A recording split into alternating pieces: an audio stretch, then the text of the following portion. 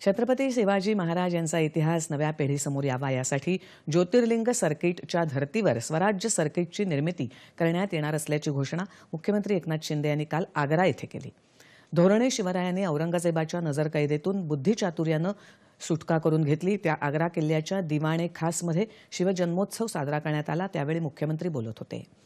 उपमुख्यमंत्री देवेंद्र फडणवीस, उदयनराजे भोसले, सांस्कृतिक कार्यमंत्री सुधीर मुनगंटीवार यांच्यासह अन्य मान्यवर यावेळी उपस्थित होते।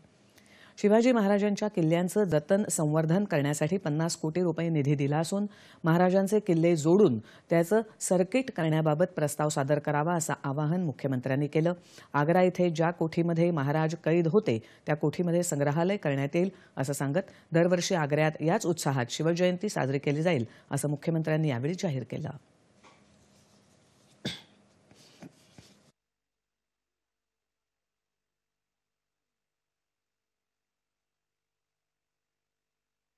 खरं म्हणजे साता समुद्रापलीकडे आपल्या राजाचं वैभव, राजाचं नाव लौकिक आणि कीर्ती पसरलेली आहे।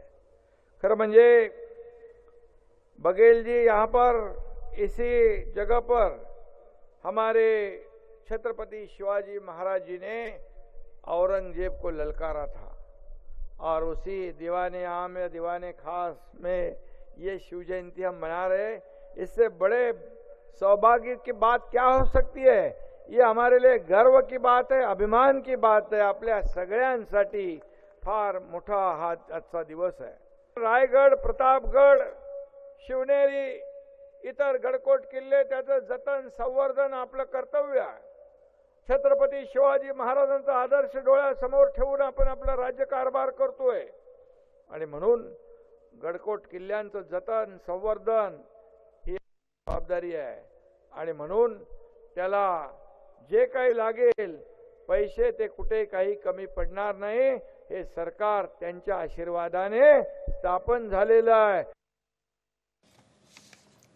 छत्रपती शिवाजी महाराज नसते तर देशाचा इतिहास आणि भूगोल बदलला असता आणि म्हणूनच छत्रपती शिवाजी महाराजांनी देशात पाऊल ठेवलं ती ठिकाणं जोडणारी स्वराज्य रेल्वे सुरू करण्याचा मानस उपमुख्यमंत्री देवेंद्र फडणवीस यांनी व्यक्त केला। यावेळी दांडपट्टा या शस्त्राची राज्य शस्त्र म्हणून मुनगंटीवार यांनी घोषणा केली आणि मुख्यमंत्र्यांना दांडपट्टा भेट म्हणून देण्यात आला।